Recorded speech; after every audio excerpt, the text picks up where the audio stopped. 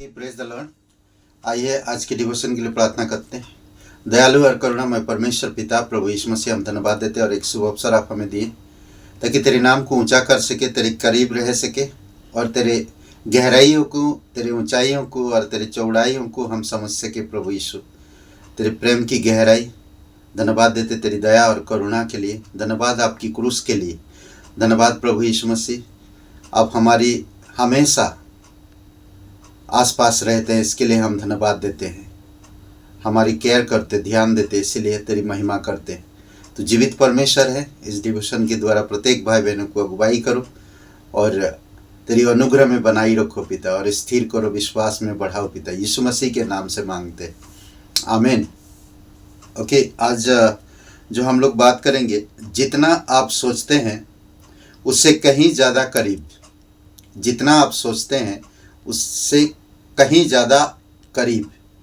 तो एक वचन पढ़ते हैं, भजन संहिता 34 और वचन 18 में, यहोवा टूटे मन वालों के समीप रहता है और जिस पिसे हुओं का उद्धार करता है। ओके, ये वचन दाऊद प्रीचिंग कर रहा और दाऊद बता रहा, और प्रभु यहोवा टूटे दिलों के करीब है, टूटे दिलों के करीब है परमेश्वर ना। वह उन लोगों को बचाते हैं जिनकी आत्मा कुचली हुई है। ऐसे लोगों को बचा रहे हैं वो, जिनकी आत्मा कुचली हुई है। एक अनजाने पल में सब कुछ बदल सकता है। एक रिश्ता टूट सकता है, एक सपना अचानक खत्म हो सकता है, आपका दिल लाखों अलग अलग वजह से टूट सकता है। दुख, अस्वीकृति, अकेलापन, अनिश्चितता, त्रासदी, धोखा, ये सारी चीज़ें आज इस समाज में लोगों को तोड़ देता है। कई सारी बीमारियां, कई सारे बंधन, ऐसे में लोगों का दिल टूटता है और लोग त्रासदी में आते हैं और अकेलेपन के शिकार होते हैं। जब कुछ भयानक होता है और दुनिया को हमें बिल्कुल समझ में नहीं आता कि हो क्या रहा है और कैसे चल रहा है। भजन संहिता 34 में जो लिख रहा है या जो ये वचन का प्रचार किया जा रहा है, उन्होंने ये बात को अच्छी तरह से, मुझे लगता है, समझते हैं।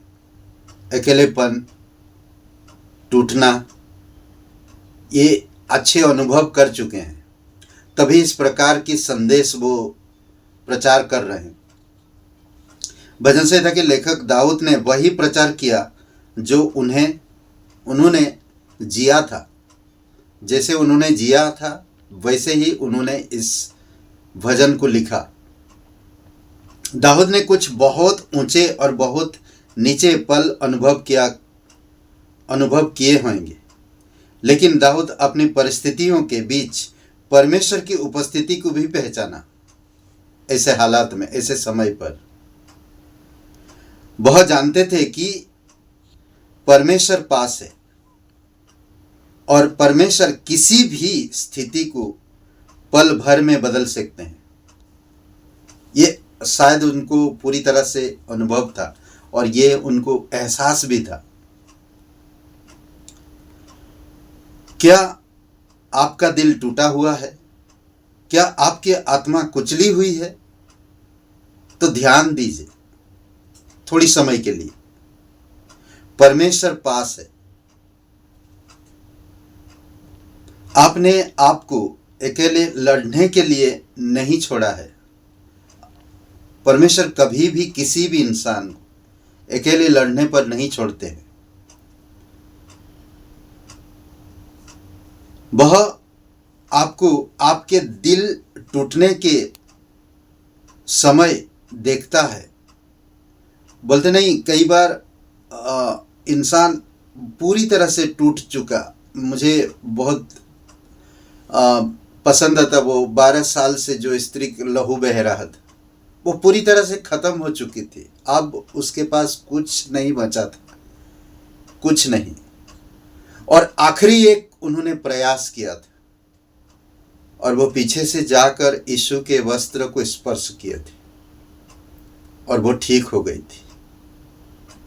जब बोलते कोई होप नहीं है, कोई भी हमारे पास और कोई विकल्प नहीं है, ऐसे हालात में वो एक विश्वास लेकर यीशु के आंचल को स्पर्श की, और वो ठीक हो गई थी।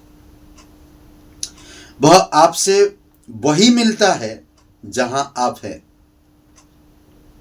वह आपको भूला नहीं है, उसने आपको नहीं छोड़ा है। इसका मतलब यह नहीं है कि आपको मुश्किलों का सामना नहीं करना पड़ेगा। कई बार आपको मुश्किलों का सामना करना पड़ेगा, पर परमेश्वर वहीं मिलेगा। परमेश्वर आपको कभी छोड़ा नहीं। यहोवा आपको देखता है। यहोवा हमारी जो सुख सुविधाएं हैं, हमारी जो साधन हैं, उन सब पूरी तरह से जब समाप्त हो जाता है, ऐसे क्षण का भी इंतजार करता है। जब तक हम टूटते नहीं हैं, तब तक हम उसको समझ नहीं पाते हैं। लेकिन जब आपका मन बेचैन होता है और आपका दिल शक करता है, तब भी परमेश्वर एक ऐसी शांति और अपनापन देता है जिसे पूरी तरह से समझाया नहीं जा सकता है। कई बार ऐसे परिस्थितियों के साथ लोग गुजरते हैं और परमेश्वर का अपनापन को समझ भी पाते हैं, और बहुत सारे लोग पूरी तरह से समझ भी नहीं पाते, और कई बार हम इसको सही तरह से समझा भी नहीं सकते हैं। यीशु की मृत्यु और पुनरुत्थान के कारण अब हमें उसकी पवित्र आत्मा के माध्यम से परमेश्वर की उपस्थिति तक लगातार पहुंच मिलती है। पवित्र आत्मा उसके वचनों को और जो पुरानी गवाहों के द्वारा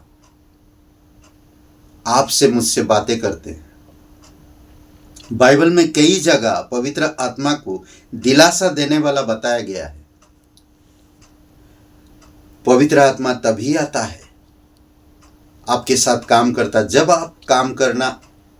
आप जब काम करना बंद कर दें। इसलिए नीति वचन में कई बार बताया गया ना, अपनी समझ की सहारा मत लो, परमेश्वर की समझ के आगे करो। बाइबल में कई सारी जगहों पर पवित्र आत्मा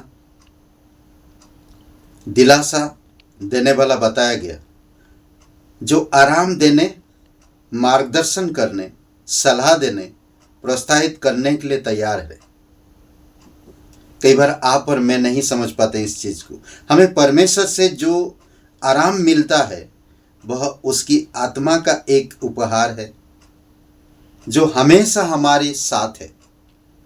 इसलिए यदि आपका दिल टूट रहा है और आपकी आत्मा कुचली हुई है, तो जान ले कि आप अच्छे हाथों में हैं। परमेश्वर पास है और वह आपको नहीं छोड़ेगा, वह आपको हमेशा संभाले रहेगा। इस बात को दाऊद अच्छी तरह से जानता था और पहचान गया था। परीक्षण और कठिनाइयां जीवन का हिस्सा है। परीक्षण और कठिनाइयां ये हमारे जीवन के हिस्सा है, लेकिन अंतिम फैसला परमेश्वर का होता है। आपको उस त्रासदी से बाहर निकालेगा या नहीं। पौलुस, उसके शरीर पर एक कांटा चुभाया गया था। उसने परमेश्वर से 3 बार प्रार्थना किया था। उसे दर्द था, तकलीफ था, कई बार उसको अकेलेपन के महसूस होता था। वो 3 बार परमेश्वर से प्रार्थना किया। परमेश्वर ने उसे उत्तर दिया कि मैं ये दर्द या एक कांटा तेरे शरीर से मैं नहीं निकालूंगा, पर तुझे सहने के लिए मैं अनुग्रह दूंगा, ताकि तू जब जब दर्द हो तू सहन कर सके और अकेलेपन, त्रासदी या कष्ट अनुभव ना करे, बल्कि ऐसे परिस्थिति में तू उसके अनुग्रह को समझे, क्योंकि निर्बलता में उसकी अनुग्रह हमें बल प्रदान करता है। अद्भुत है। इसलिए कहता है, जितना आप सोचते हैं उससे कहीं ज़्यादा करीब हमारी करीब रहता है वो। इसलिए हमें ये सोचना कि कैसे भी हालात क्यों ना हो, परमेश्वर आपके करीब है। आइए प्रार्थना करते हैं। जीवित और पराक्रमी परमेश्वर पिता, धन्यवाद देते, तेरी महिमा करते, दयालु और करुणामय परमेश्वर, सारा आदर सारा गौरव हम तुझे देते। प्रत्येक भाई बहन जो देखते हैं यूट्यूब चैनल में, प्रभु यीशु आप उनको स्पर्श करो। राम निवास जी को आप स्पर्श करो पिता, उन्हें आपकी चंगाई की ज़रूरत, आपकी अपनापन की ज़रूरत है उन्हें, आप उनको स्पर्श करो प्रभु यीशु, और उन्हें अभी इसी समय उन्हें चंगाई दो। विश्वास के साथ प्रार्थना करते हैं, यकीन करते तो हमारी प्रार्थना सुन लिया। यीशु नासरी के नाम से मांगते हैं, आमीन। ब्रदर एंड सिस्टर, सबको जय मसीह की। Praise the Lord. शुभ रहे दिन आपका। लाइक करिए, कमेंट करिए, शेयर करिए। बहुत बहुत धन्यवाद।